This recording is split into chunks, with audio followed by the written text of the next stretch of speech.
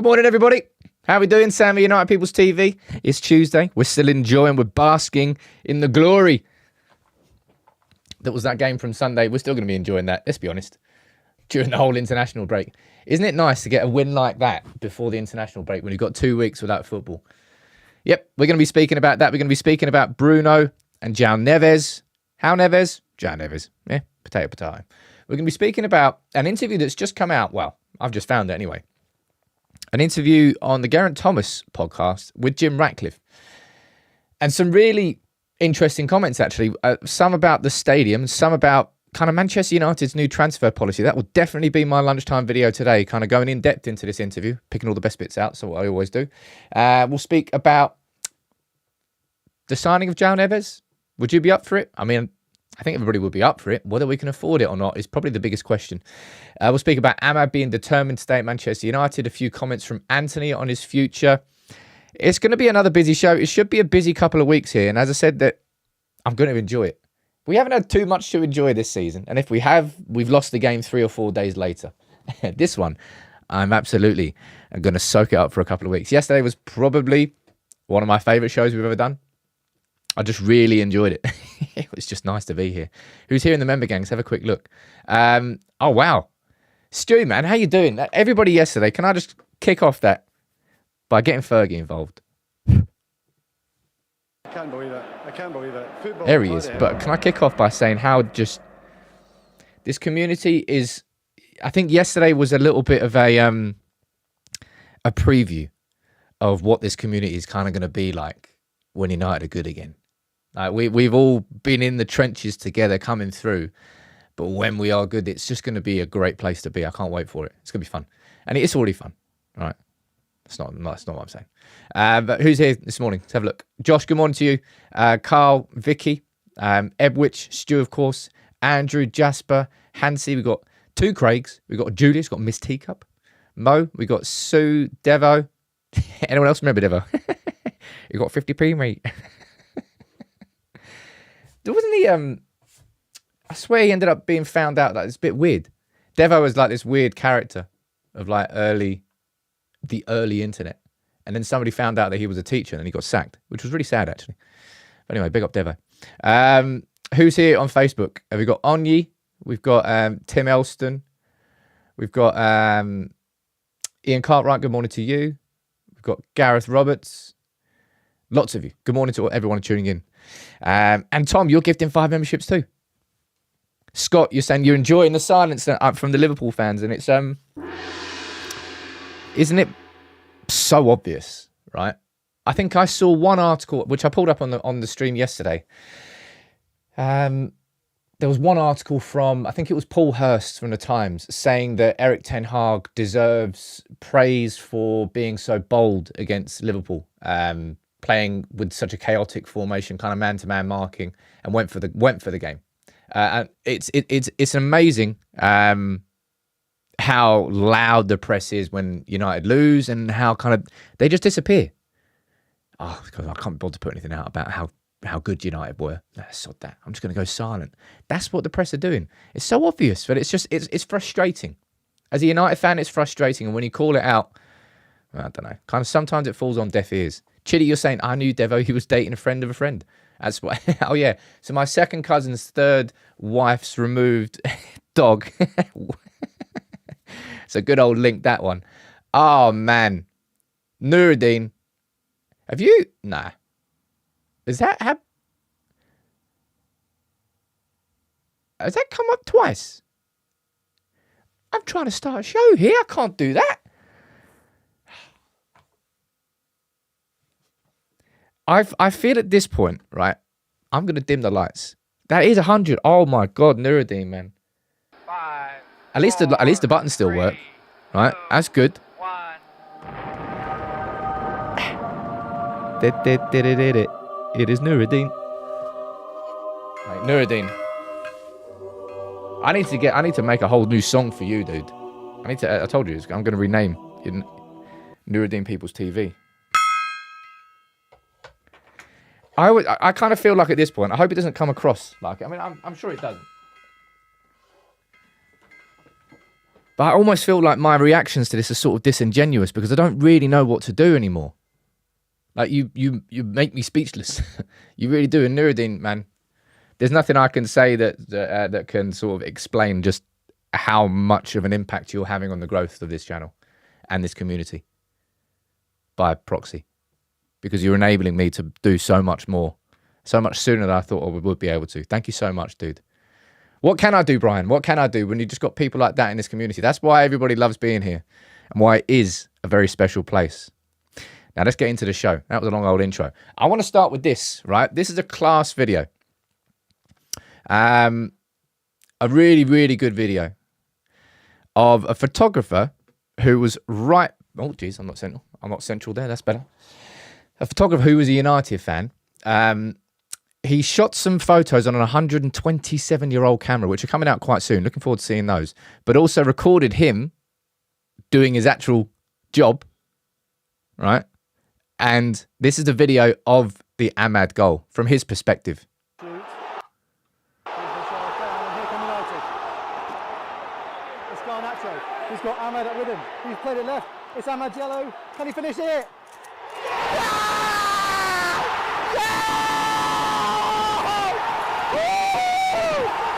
Come on! Yes! Yes! He's done it! Fucking yes, boy! No!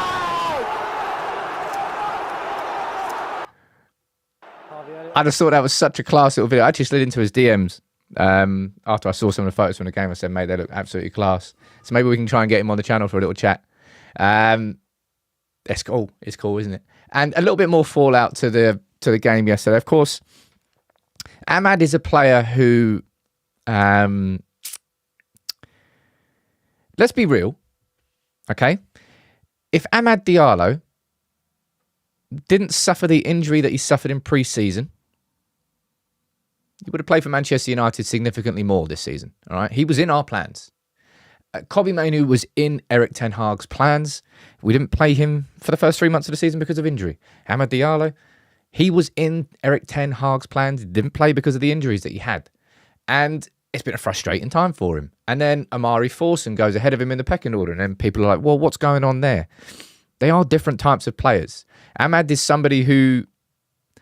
I saw somebody... I don't know whether it was in the comments yesterday or whether it was somewhere else. And they're saying that it feels like Ahmad is more of a Bernardo Silva type player. Now, that's not to say that he is a Bernardo Silva level player, but a Bernardo Silva style of player. And that means somebody who's more capable and kind of naturally a better fit, drifting inside. Rather than somebody who's going to skip on the outside of a player, he's somebody who has that close control. Somebody who in tight situations has the ability to kind of drift through. And that's kind of what Ahmad did at Sunderland. He kind of played on the right-hand side, but he ended up playing centrally a lot. I'm not here saying this is what happens, unfortunately, when you try and use another player as a comparison of a profile. People are like, oh, you're saying he's a new Bernardo Silva. I'm not, absolutely not. Because Bernardo Silva is on, and if you can get anywhere near Bernardo Silva level, then yes, please. But Ahmad's had a little interview after the game, and I want to run through this. There's a couple of super chats. Let me read these out first. Ali watching from Seattle saying, it's 3 a.m. in Seattle. Just want to thank you for all your hard work. Cheers, dude. Loving the mini docs. Thank you so much, Ali. I'm so happy. Can I say this quick, right? Oh, by the way, look, we've got the yellow version of the studio.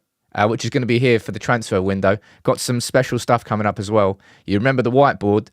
We're leveling up for this summer transfer window. I've got some software work I'm going to be starting hopefully at the end of this week that's really going to make this the place to be for all the summer transfer window stuff. And yeah, I'm so happy. For a long time on football YouTube, right at the very beginning, it started with fan cams, and I hated fan cams. But if you didn't do them, you kind of couldn't be a fan channel. So I did them at the very start. It was Colin who was doing them, and it was Amy.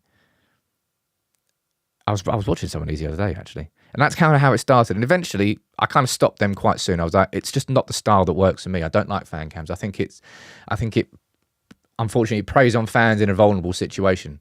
You're either at a high emotional state and you'll say something outrageous, or in the opposite, you're really pissed off and you'll say something that you might regret the day after, because the emotions are heightened straight after a game. That's why Arsenal Fan TV exists, because they use that. I never liked it.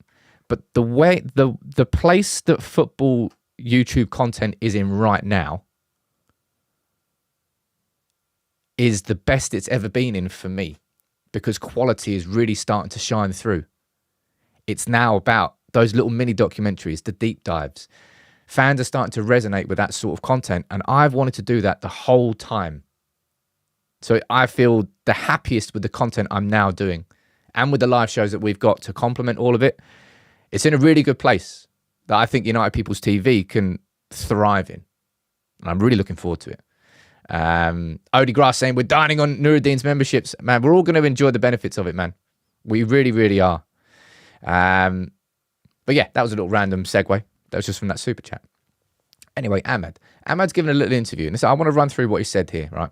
He said it was one of the best moments, best games for Manchester United, and I scored a last-minute goal against Liverpool. It's pretty cool, isn't it? You can dine on that for the rest of your life.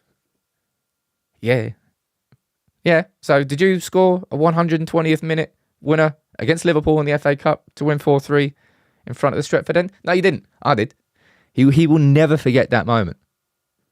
The beauty of those big moments. And he says, I believe in himself, and I want to thank the fans and my family for supporting me every day. It's very special for me because it was my dream to play for United. The manager believes in me.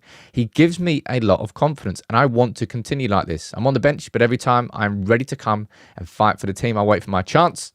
And every game is like a Champions League final. And this bit down here is important. I was at Sunderland last season, and I came here to wait for my chance. It was important for me to go on loan to get more confidence and experience. So now I'm at Manchester United, and I'm very happy to stay here.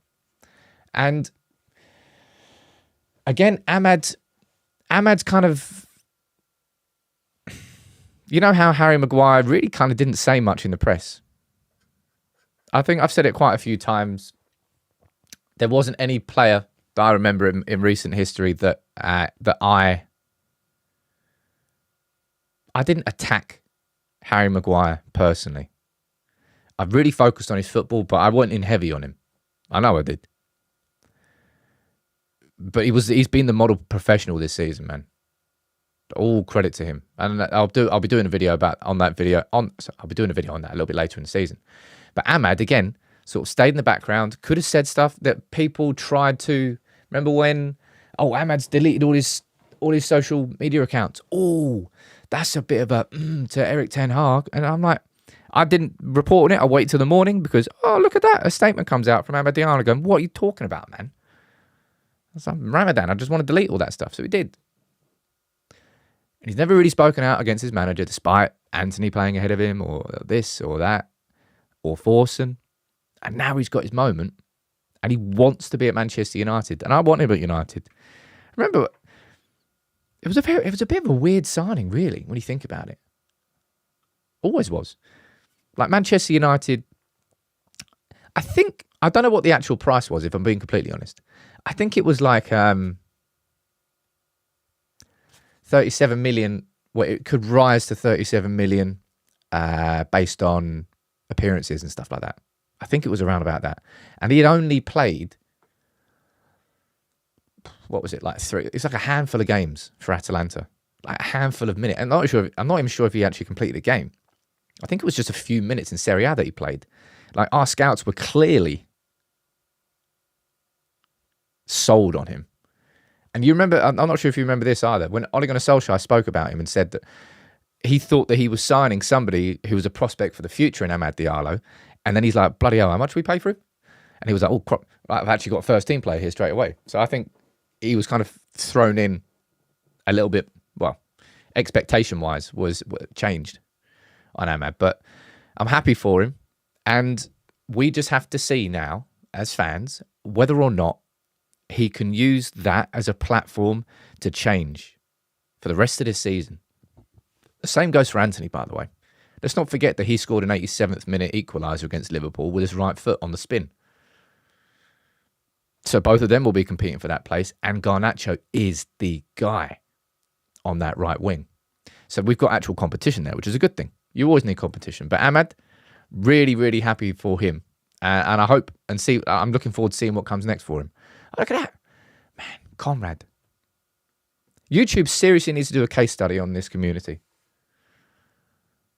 I can't believe it. I can't believe it. Football. I seriously can't.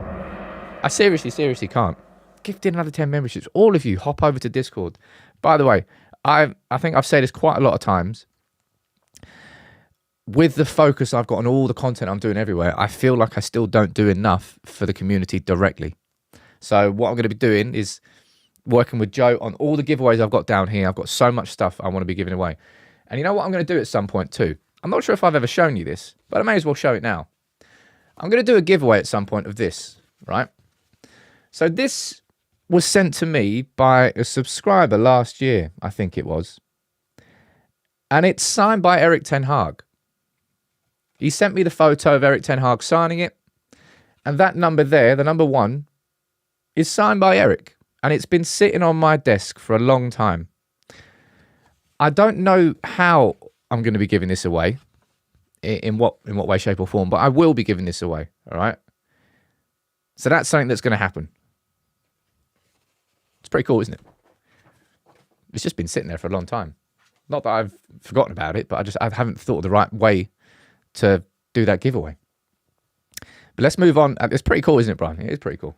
I think you could print it, you could do something with it. I don't really know what you could do. Anyway,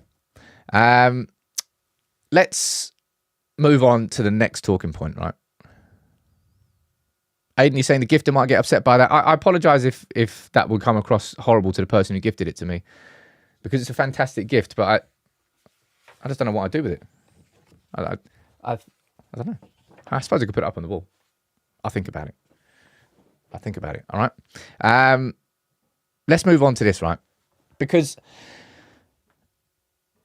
I've been speaking about Manchester United's we've all been speaking about Manchester United's midfield for a long time. And I'm going to be speaking about Bruno in a second. Man, I love Bruno. But I think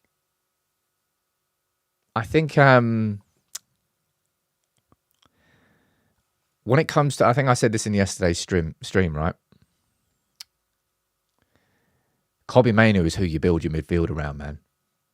And I don't mean that as a disrespect or a slight to Bruno Fernandes, because I think Bruno Fernandes is good enough that you can kind of slot him in to a midfield. I think you kind of build around both, but Kobbie Mainoo is 18. Like, you're looking at, if you're building, and this is what Manchester United need to do, right? You need to build towards a vision that you can achieve in 5 years' time, right? That's what the 5-year plan. We're not starting, but we go with the 5-year plan. And Kobbie Mainoo would be 23 at the end of that 5-year plan. That's mad, isn't it? Kobbie Mainoo could play for us for the next 5 years, and he'd be 23, and he'd technically be 3 years away from his peak as a player. We could watch him for the next 8 years as a Manchester United player, and then he would technically be in his peak. That's nuts.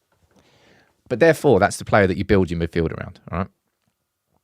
And what you need is a complementary partner for Kobbie Mainoo. Now, I've spoken about this before, and this may well just be because I think I've said this to you before as well. I wish I had more time. I want to have enough time to be watching a few full 90-minute performances of all the transfer targets that get linked to us, so I can make a really accurate judgment on who would suit. And I don't particularly have enough time to do that. But I want to have a conversation around Joao Neves next. All right? I'm going to go down. There's a super chat there from Akash. What are you saying? Imagine what this team would have been if Sancho performed this season alongside Antony and Ahmad in the mix. United need to buy to complement Kobbie. Sancho, I'm going to mention him a little bit later in the show, but Sancho, man, I feel sorry for you because you are going to reach an age where you look back and you go, man, I regret that. He will regret that. And especially given what's coming up in these next few years. But Joao Neves, right? Okay, the reason I'm putting up this conversation around Joao Neves is this comment from Bruno Fernandes. He's saying, look, I don't know if the Manchester United rumours are true with Joao Neves, but I know he is ready for that big jump. He's an excellent player. He's with the national team. That's also why big clubs are after him. Agent Bruno may well do the job, right? Now, Joao Neves, from an outsider looking in, okay, you look at Joao Neves and I look at his stature and I'm like, is he going to be able to physically cope in the Premier League? In possession, I don't think there are any questions about Joao Neves, right? He's pretty damn glorious to watch. Very, very press resistant. A proper playmaker from deep. Also has a... He's not... What I need to do really is speak to someone who has really, really watched him. Because Joao Neves, to me... I think, given Manchester United's budget this summer,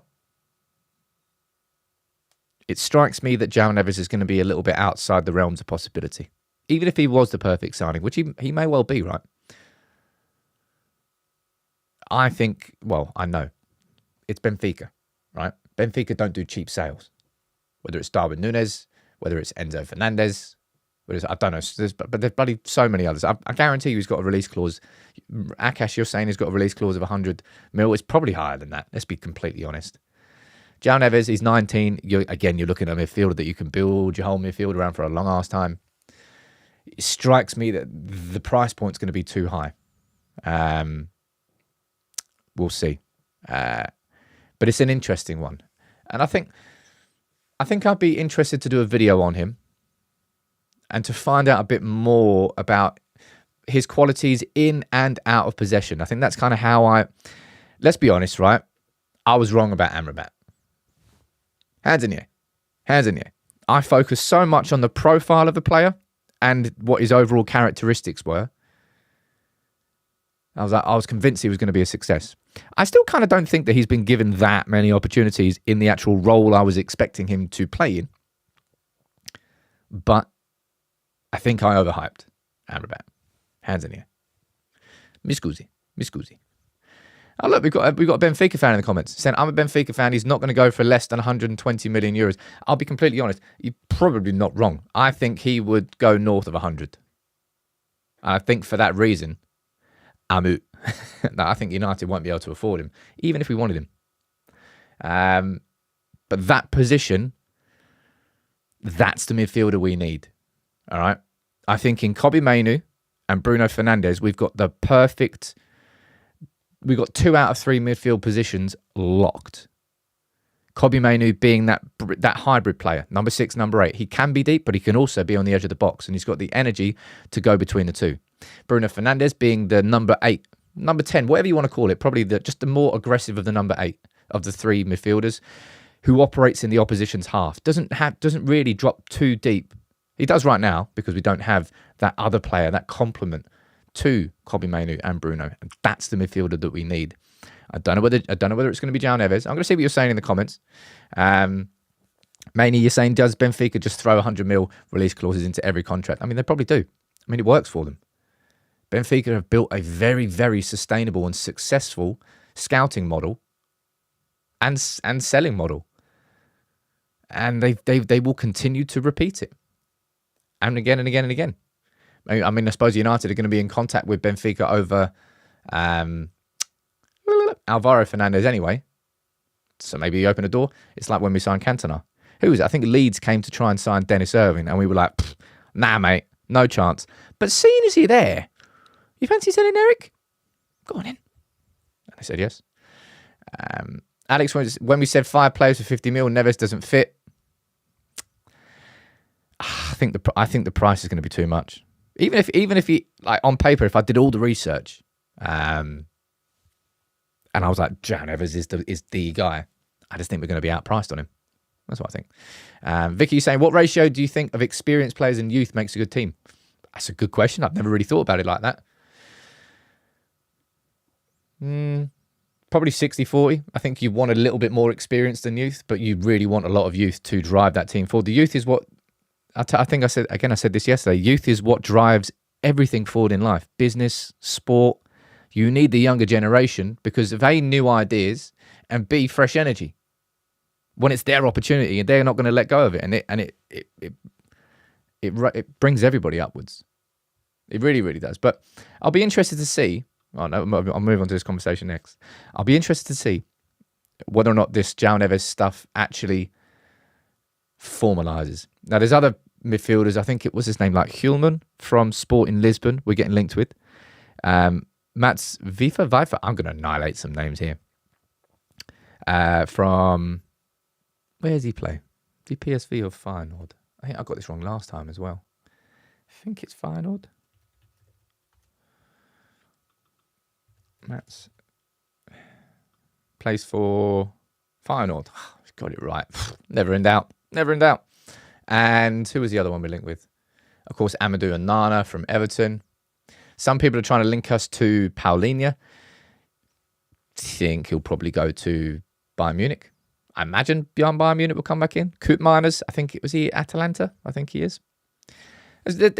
We're definitely going to be doing some in-depth. I can't wait for the transfer window. I'm more confident than ever in the quality of the content that's going to be here on United People's TV during the transfer window.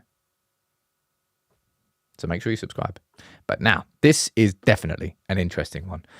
I'm only going to have the ability to pick out a couple of talking points from this, but I'm going to do a full reaction to this at lunchtime because I need to listen to it in full. I've only been able to listen to it a little bit this morning. Jim Ratcliffe, speaking about the stadium, speaking about transfers. What I'm going to do is run through a couple of the clips here. I'll leave the link to the full podcast if you want to go and listen to it, actually. Should do that. Share the content around. That's the link there to Spotify, I think. I mean, I'm guessing that'll work. It should work. Open it for me. But this is the Geraint Thomas podcast. Geraint Thomas, of course, who won the Tour de France with Team Sky. I think he did. Didn't he? I'm pretty sure he did. He's Welsh. Anyway, cycling podcast. But there's a couple of bits here I want to speak about or listen to. Oh, wrong thing. And this one here is Jim Ratcliffe speaking on the new stadium. Let's have a listen. There's this other argument, which I mean, we can refurbish the ground and we'll do a really nice job of that. It'll be a fantastic stadium. And that would cost about $1 billion to do that. And that the club can shoulder that burden. But you have got this opportunity if you choose to build a completely new ground, because we've got enough space to build a completely new ground. And then you could, if you built a completely new ground, it would absolutely be state-of-the-art, world-class, 90,000 or maybe even 100,000. And that could... That then provides a platform for some of the big competitions in the north of England. So, why does England always play in the south? Why shouldn't it play in... He absolutely hates the fact that Wembley is in the south. Quite funny, that. But Jim Ratcliffe there, a couple of things. He's kind of putting a price tag on how much he thinks that the refurbishment would cost. He's saying around about $1 billion, which goes to show... You know how mad that is? That the price point for refurbishing a stadium is $1 billion. Right? Mr. Miracle, you're saying club can shoulder the burden as long as it becomes a success. Well, this is obviously going to cause some friction and people are going to absolutely slag me off for it. But there are different sorts of debts. Okay? If Manchester, I don't think this debt should be going on Manchester United and we should be servicing it. Right? But it's a different sort of debt. The debt of the Glazers was, we bought something, you pay for it. You're not benefiting, but we don't want to pay for it. You can pay for it. That's one type of debt that we've been paying for the last 20 years. This is a debt of building a new structure, a new stadium that Manchester United will own. So it's like, I don't know, it's like buying something on Klarna. You're eventually going to own it. And there are different sorts of debts. But I thought that was an interesting one. As I said, I can't wait to run through this full interview. When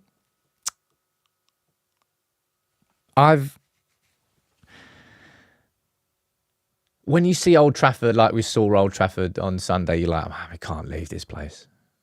You can't leave this place. And then I think about the ambitions of this club going forward, and I think... is the club really going to put £1 billion into? I mean, honest answers in the comments here, right? And then I'll go and read some of your comments out. Honest answers in the comments. If we did that A option, right, and we refurbished Old Trafford for £1 billion, what do you genuinely think the capacity would become? There's no point shouting 100,000 in the comments, because there is no way that they're adding 25,000 seats to that Old Trafford in a refurbishment. I don't think so anyway. Well, actually, I suppose you can disagree with me on that one too. But how many do you think it could actually go to as part of a £1 billion upgrade? I'm going to read some of your comments down here. Brian, you're saying 100,000 would be class. Of course it would. Sandman, you're saying new ground 100k. Jason, you're saying what pod's that? It's, as I said, I left a link in the description. It's type GTCC into Spotify, I think. I think that's what it's called. Ebifemi saying building a new stadium, wouldn't that take the history away? Hey, history moves on. Like, in the grand scheme of right now, maybe, but if you then in 100 years' time, you look back at Manchester United, you would see that we built it. When did we build Old Trafford? Was it 1920? Don't know the exact year. But then maybe we build a new stadium in 2024, 100, like 100-ish years later, and then it leads to something else. It might just be part of a wider, bigger history. How much did the Bernabeu cost, says Hydrite? I don't actually know. And Old Trafford, is it in a worse state? The big issue for me, as far as I know, is the fact that the Bernabeu has been serviced and maintained throughout. The Glazers have never done anything past the bare minimum over the last 15, 20 years, hence why it's fallen into a state of disrepair. They've been progressively doing bits, and then, of course, they're doing the major one, which they've now just achieved. But let me see what you think down there. If we do refurbish Old Trafford, what capacity do you think it could go to? Let's have a look. I'll read some of yours down here. Sandman, you think 80k. Shegsy, you think 90. 95, says Dan. I can't see it. I don't see how you maybe 10,000. Carl, you're saying 85 there. 80 at the max, says someone. Refurb would be 80, 85. I can't see. Well, look, I'm not an architect, all right? I don't know what the plans are. I don't know how big I don't know how big the South Stand could get. I don't know where else could be improved and maybe an extra 1,000 or 2,000 seats here. I don't know how it could work. But I just don't see that happening. And if that does happen, like, match day revenue is huge to Manchester United. Huge. And if we refurbish Old Trafford to that capacity, we're going to be working on reduced revenue for a long time. Because I don't know how long that refurb would take.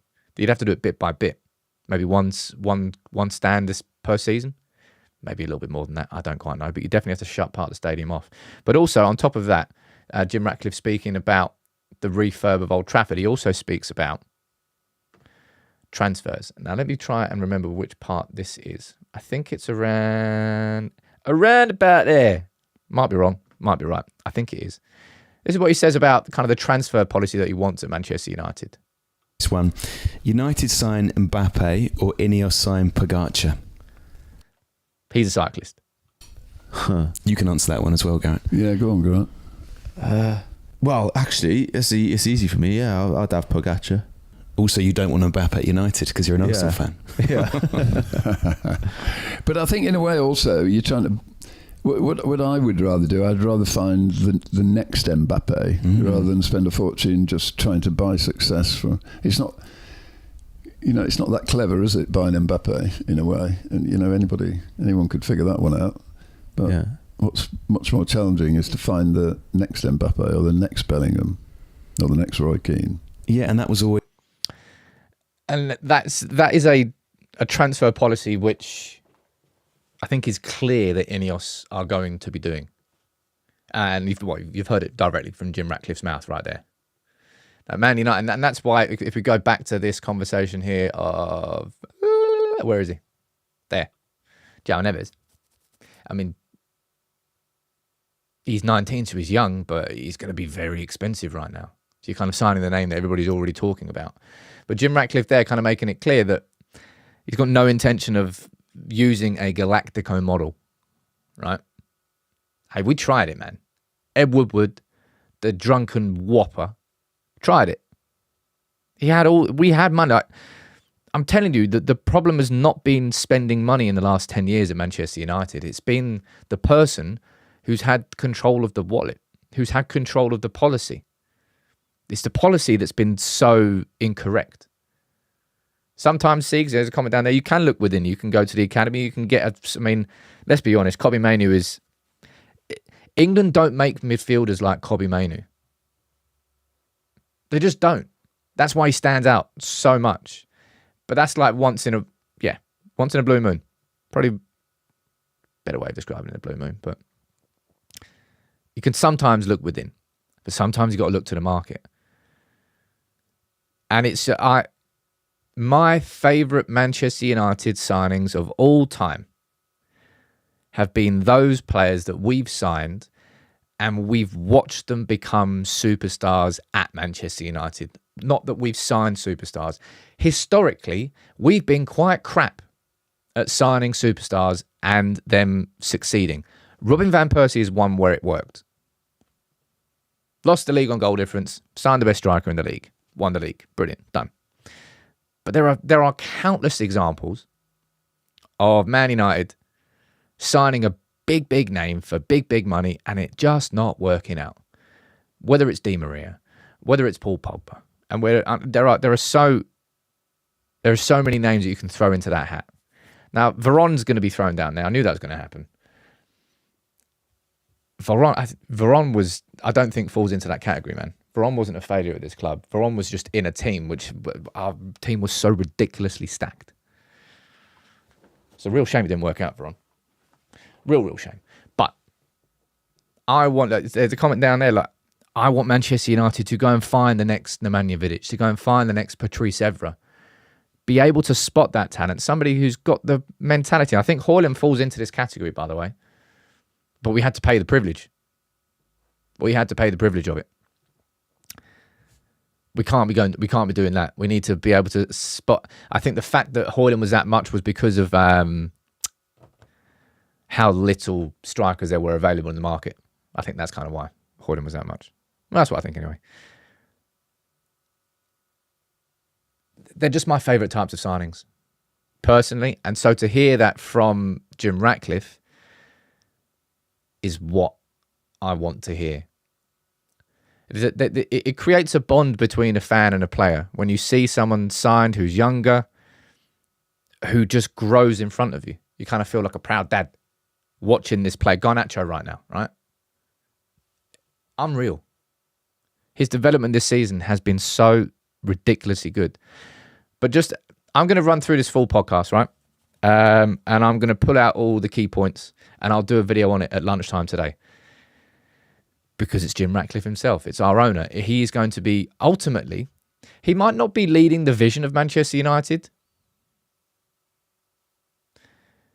but he basically is. Like, he's going to apply his, trying to think of how to describe this, really.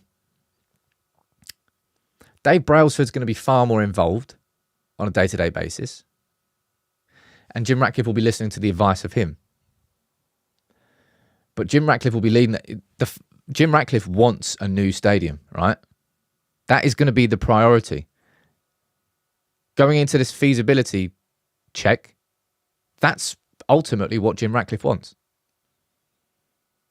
Whether or not it happens, we'll find out. But that's what Jim Ratcliffe wants to happen, because he speaks about the stadium in a bit more detail. He said that the way that the future of football is going is shopping is going to be involved in the match day experience, and hotels and everything. And if you can build all of it around the stadium and all of a sudden you can funnel that in towards match day revenue for the club, then you help FFP. And he sees that as a point of progress. And people might get angry about that and say, oh, we're fans, not customers. This is the way that football is going. Well, the way that football is going. Jeez, man, it's the way that football's gone for forever.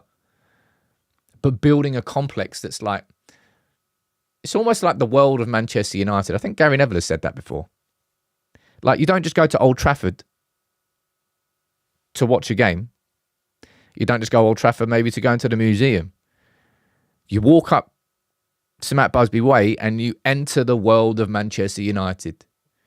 You go to the stadium that's in front of you, or you go to this VR experience over there, or you go to the left towards the hotel that you're staying at, or you're going to go a little bit further down there to a cinema complex, and then there's a shopping centre behind there, and then there's 2 pubs and a restaurant. That's ultimately the vision of it. Like walking into a Manchester United world rather than walking to Old Trafford to go and watch a game of football. I think that's what this whole vision of the massive regeneration of Manchester, that area of Manchester United, that area of Manchester is about, which is what Jim Ratcliffe is pushing.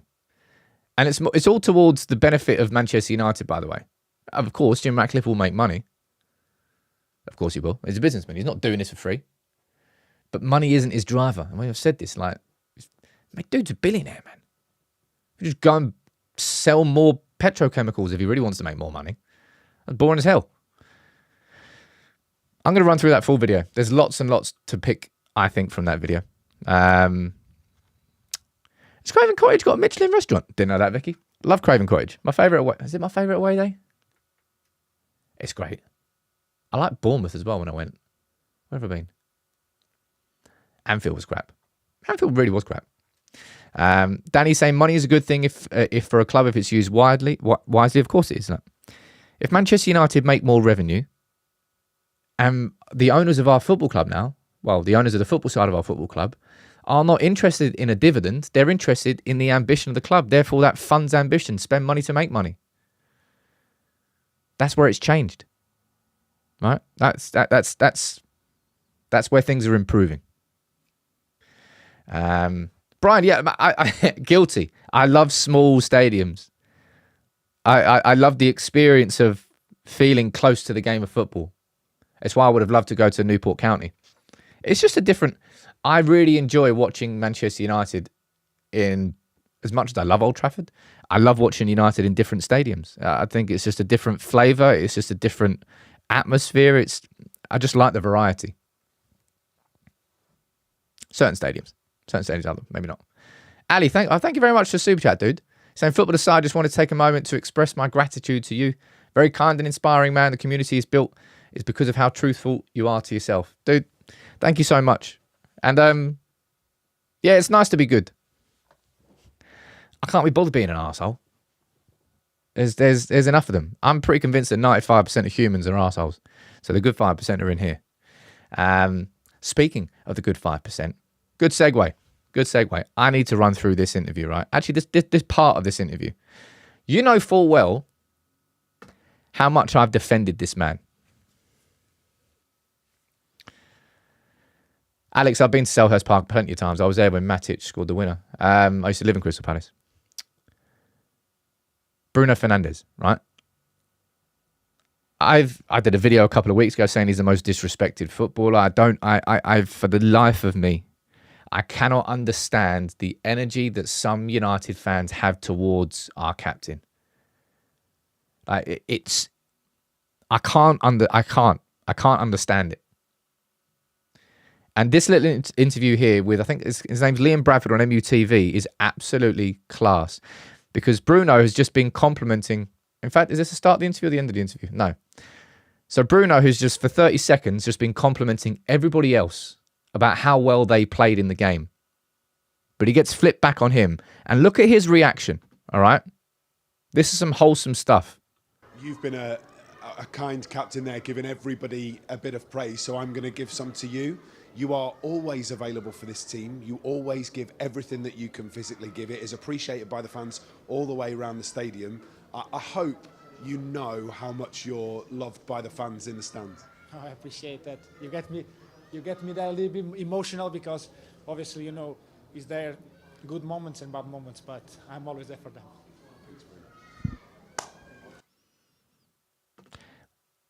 In the last 50. I love that, man. That bit at the end there, right?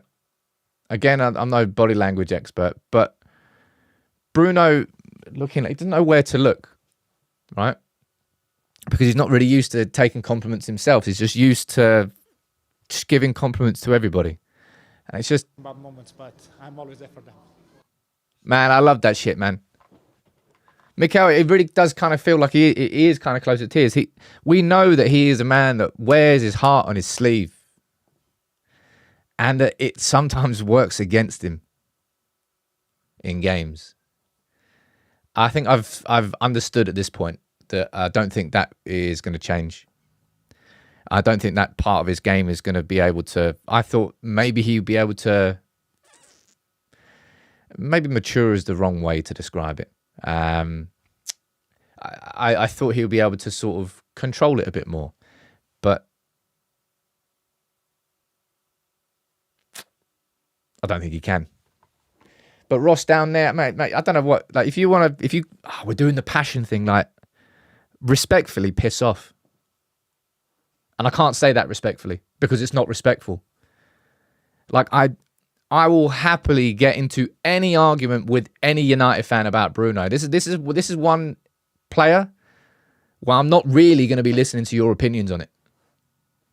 And I think I like to think that I quite fairly do that with pretty much every other player at United. But Bruno, nah, mate. Get out. Bruno's all passion. It's like, so you just can't help. You just can't help it. One thing I'm annoyed about is I think he's out on international duty with Portugal. Like, mate, just go into a spa, sit in a jacuzzi, relax. Don't think he can relax. I think even on his days off, he's just got treadmills all around his house. So he's just sitting there. He's probably got a little foot treadmill underneath his sofa. So when he's sitting down, he's running. Love the bloke, man. I would love to see him lift the Premier League, man. Say in like 3 years' time, 31. Is he 28, 29? Love Bruno. Love that interview. We'll defend him against anybody. Have done before. We'll continue to do so. And I suppose, look, we're having a bit of a Portuguese flavour conversation this morning here. Had a little conversation about Joao Neves. Had a little conversation. I say a conversation. It was basically me telling you what I thought. And as I said, I'm pretty fair with opinions on here. I do listen to a lot of what people have to say, and even if I disagree, I like to take it on board, but I don't with Bruno. And then we got Diogo Dalot. We're in full Portugal mode. I love Porto when I went there. It was a really nice city. Dalot has been... Man, he is different. I got it right. I'm really crap at calling it with fullbacks. I had to apologise last season for Aaron Wan-Bissaka I think it was after the World Cup when he turned it around. I was like, boy, I did not see that coming. And then, now, I said about 4 or 5 weeks ago, I said, if I'm going to keep one of the two midfield defender fullbacks, I would probably keep Wan-Bissaka, and I think we could upgrade on Diogo Dalot, but he's just continued to game after game after game after game where there's been absolutely no consistency in the back line, no consistency in anything to do with our defence. And Diogo Dalot is just continuing to progress through that. In spite of the United's team being so inconsistent, he's showing a massive amount of consistency. So not only have I got it wrong once with our right back, basically, I shouldn't really talk about right backs because I don't know what I'm talking about. Diogo Dalot is he's nailing it right now. Really is. I personally, I think he's our player of the season so far. In the comments, who's your player of the season? At this point, of course, everything can change in the last couple of months. Alex, thank you for your super chat, dude. What are you saying down here? You're going, Antony needed that goal. Timmy, thanks. Diogo should be second captain. He had his Neville moment to point it out last Prem game. Diogo, you love Diogo. I think I'm starting to as well, man. I'll be completely honest. Alex, you're saying he's come of age. Happily eating humble pie regarding Dalot, man. I'm gobbling on humble pie. I've got it spectacularly wrong with Wan-Bissaka the first time. I mean, not as spectacularly wrong. I didn't write Dalot off. I just thought we could probably improve on him, but he's just proven me wrong. I think I'd like to do a video on Diogo Dalot. Probably quite soon. Well, we got the international break, don't we? So these are the times when you can take a little step back and you can do a video like that. Yeah, Ines, I know I got it wrong about Amrabat. Although, if I'm honest, I still kind of think I would be proven a little bit more correct if he did play more, but it's by the by. It's by the by. Can you convert Dalot into a DM? Sod that, man. Leave him where he is, all right? Whether it's left back, whether it's right back, there's nobody... There's nobody, I think, who can play the inverted fullback role better than Dalot. I think Malacia played it quite well, but I don't know, if him and Kate Middleton have disappeared somewhere. Dalot. Just really, really impressive, man. Let me see who else you're saying down there about, some people saying Harry Maguire could be player of the season. I don't think he gets, I think Maguire's a fair shout, but I don't think it's coming anywhere near to Diogo Dalot. I don't know who else would be up there. Garnacho. That's a good shout from Ines down there in the comments. Well, we'll have that conversation a little bit later in the season, I suppose. Speaking of players who proving us wrong, Antony. I have completely written him off. Right? This is what he said. He said, I've been working silently to evolve and show my football on the field. Also been training on my right foot to make it better. I know my potential and I know why Manchester United hired me. I want to repay all of this on the field. And hey, look, dude, I'm happy and prepared to be proven wrong about Antony. I defended him in his first season at the club. I've said to a lot of people, I said, it seems outrageous to me to make a set in stone mindset over a player in their first season at the club. You can criticise, yes, but I think making like a definitive statement about a player is a bit harsh. And then I've changed my mind this season. Remember, that's his second goal this season for the club, both in the FA Cup against Newport and Liverpool. But it was a really important goal against Liverpool. Antony's got... had his transfer fee been 40 million instead of 85 million, it wouldn't be as loud, all right? So the price adds an extra element of pressure because when you pay that money, you expect the final product. You're not paying for something that could be decent in 2 years' time. You're paying for like the brand new Tesla right there and then. Antony, Alex, you're saying, what would Antony have to do to turn this around? Bren, you're saying, how can you have written him off? He will come good. I hope so. As I said, I'm happy to eat more humble pie over Antony. I felt like it had gone. I felt like it had gone too far. Like we were talking about, as I said, that a winger who scored 2 goals this year, and it's 19th of March, right? Obviously, everything that happened off the pitch has played a massive role in all of this. But it was a big moment for him. It was a big moment for Ahmad. So that's 2 right wingers who hopefully can use that Liverpool game as a springboard. And I'd be happy for him to come through and prove me wrong. I personally think... I don't actually know if Antony will leave this summer. I don't think Manchester United would get the sort of transfer fee that they would want to move him on. But it's these sorts of situations where Manchester United have found ourselves in so often over the last few years even though a player doesn't quite suit and doesn't quite fit because we paid a big amount of money for him, we're just going to try and see if it works out. We're just going to try and squeeze it a bit more. And then by the time you end up selling the player, you can't get a transfer fee for them. And sometimes they leave on a free transfer. Rinse and repeat. We've done that so many times. Origami, you don't think Antony's going anywhere? Let's see. But it's good to see him score. Absolutely is. Do you want to know a little fun fact? This really is a fun fact. You know how much it's always talked about what Torres did to Vidic? Because he beat him in a couple of games. Rashford's got more than double the amount of goals against Van Dijk than Torres had against Vidic.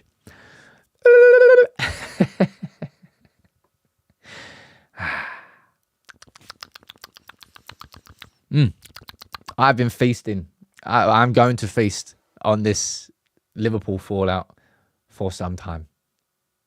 And I really, really hope, I think I said it early this season, I want Liverpool. I might even go to this parade if Jurgen Klopp has a parade at the end of his last season and he just holds the League Cup up. Nothing else. That's what I want to see. I need that in my life. As I said, I might even go to that one. Go in disguise.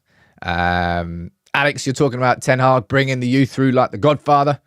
Ten Hag is the only man who's improved Scott McTominay. Well, Mourinho brought him through. Solskjaer loved him. Played him a bit too much in a deeper role. I think Ten Hag's the only manager who's probably played McTominay in the right way now. Just let him crash the box, all right? That's where you get the best out of McTominay. Don't try and get him to play deep and be a progressive midfielder, because that ain't going to go well. Speaking about thick skins, this is Rasmus Højlund, just speaking about sort of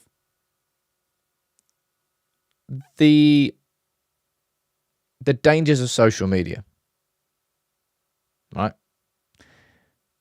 He said this. He goes, at first, it was a bit difficult to distinguish between one and the other. I'm from a generation where mobile and social media are read an insane amount. I quickly realized that you rarely get anything out of either the good or the bad. So I quickly decided to put it away before the match. And I really like that from him.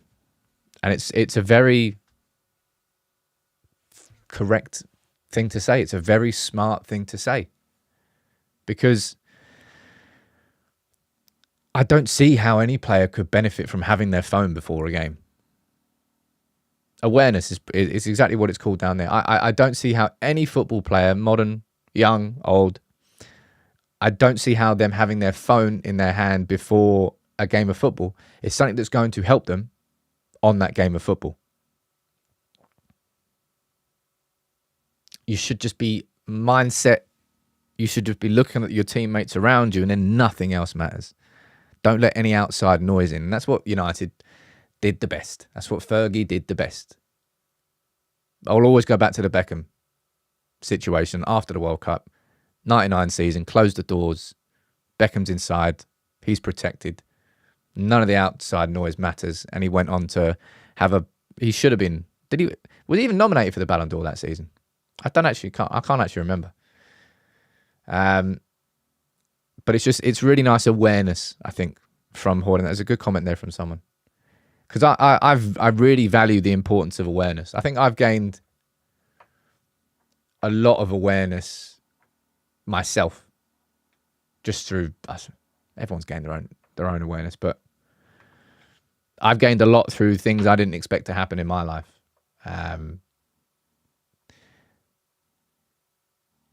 And it's, I'm trying to think of how to describe this. I think it's why I like being nice, really.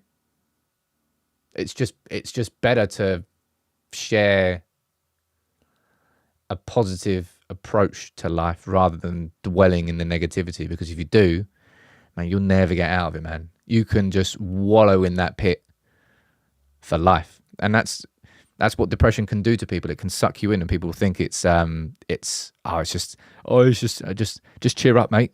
You know, get over it. It's not something that a lot of people have control. I remember speaking about this before. I'm not sure if I've ever said this before. I remember at one point, back when all this stuff was happening previously, I remember describing what depression was, and I said it kind of feels like this. You're standing on the edge of this pit. What a random conversation here for a live show. You're standing on the edge of this like black hole that's trying to like suck you in. But I had the ability for it to not suck me in, and that's kind of how we come through it all. But going back to the point there about awareness, I like that from Rasmus Højlund. He really does seem like he's got a smart head on his shoulders. And I think I like that about him. I've always liked that about him. A little bit of a random one here, right? Speaking about transfers, right? This. A real random one here, okay? Man United's summer transfers budget could be impacted by a large unpaid tax bill. And I'm like, eh? So basically what the story is here is that HMRC are starting to... I'll go through a story here, right? HMRC are basically trying to recoup money when it comes to money that has been paid to players and agents when it comes to transfers. So you go down here. HMRC managed to recoup last year 125 million in unpaid tax from top flight clubs. The year before, it was estimated the public purse had called back 59 million. So HMRC are going after football clubs, by the sounds of it, are going after football clubs for fees and money they tax that they think should be paid on transfers, whether it's payments to agents, payments to players. Maybe this is something that the Glazers knew was going behind the scenes. Potentially. I can't remember what I was watching the other day. What was I watching? No, I can't remember. I was trying to think of some sort of relevant segue. But this is an interesting one, I suppose. Could this impact them? There's not really that many positive things we can say about Manchester United's transfer budget this summer.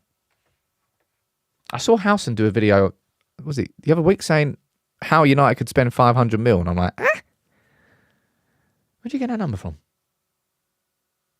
I need to actually watch it to find out.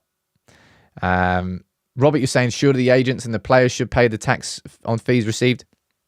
Hey man, I don't know. I'm just saying it's tax. Great. Mike, tax is a minefield. I'm sitting my final exam on Thursday. Good luck. Liam Neeson. Speaking about transfers, this is some good news, right? I think we had a conversation about this the other week, didn't we? About how much we think we could get for Jadon Sancho if he was to be sold. I think the consensus in the comments was like max of 40 mil. And I was like, I'll be surprised if we get 40. But 30 mil for Jadon Sancho? Yeah, I'm fine with that. I'm fine with that. We paid, of course, 72 mil. I don't think we're going to get more than 30 mil. And I actually think 30 mil is pretty decent. Maybe we can do 30 mil with a sell-on percentage. That's probably what I would do. 30 mil, maybe with some add-ons, but probably the extra percentage sell-on. There's no point keeping Jadon Sancho at this football club. 30 million, bring it back into the coffers. 30 million, if we're smart, by the way, 30 million can pretty much pay, what position? Maybe not 30 mil, but it can pretty much fund Todibo, for example. Todibo, well, I say pretty much. Todibo would probably cost in the region of like 45 mil. That needs to happen. Yes, please. Add 5 mil more, says Leela. 25% sell-on clause, says Origami. 30 mil in a Ballon d'Or clause. Jeez. Who was it? Was it Memphis Depay who had the Ballon d'Or clause? No, it was Antony Martial. That's who it was. That's like a pub quiz question. Which player did Man United sign who had a Ballon d'Or winning clause in his contract? Yeah, that worked out, Monaco. Speaking about transfers, did anybody see this coming? Apart from everybody. It felt really strange to me that Hannibal chose like a relegation-threatened Sevilla over Everton. I really found that strange. Of course, Everton are a relegation-threatened team, of course. But it's like you're moving from Manchester to Merseyside. Like, you're not you're not changing too much in life. You probably wouldn't even have to move house. Well, you probably would. But Hannibal's hardly getting a sniff at Sevilla. He's campering disbelief about his treatment. But it's like, mate, I could really have predicted that. It could easily have seen that coming. Someone surprised. Maybe it's the sunny climate, Sevilla. Oh, man. Anytime I mention Sevilla, I just think about that trip. It will never be beaten. The absolute peak away trip as a football fan I will ever have was that trip. I think it was 2018. We drew 0-0 with them. Didn't really care about it, football. Football was the least important part. But it was 2 days in February. We stayed in the most glorious hotel. And it was just 21 degrees, pure sunshine, out of nowhere in February. And it was, take me back. I'm gonna close the show now. I'm just gonna go get on a plane to go to Sevilla again. Man, it's weird. Alex, what you're saying down here? You're talking about taxes. Man. Taxes. It's boring, but part of life. Bastards. What are you saying down here? Both Hannibal and Van der Beek are having awful loan spells. I actually don't know what's going on with Van der Beek, but I haven't heard anything about Van der Beek. Hannibal. There was a lot of anger towards Hannibal leaving, wasn't there? I don't think Manchester United are any lesser of a team without Hannibal. And I suppose you can't really say that in a non-disrespectful way. I didn't think Hannibal leaving was going to be something that massively impacted the growth of our football team. I don't think it was going to be a transfer that stopped us going forward. And I don't think it has. I think Hannibal made a mistake in choosing Sevilla. I knew that beforehand, and I think it's kind of showing that's the case now. I think Everton would have been better.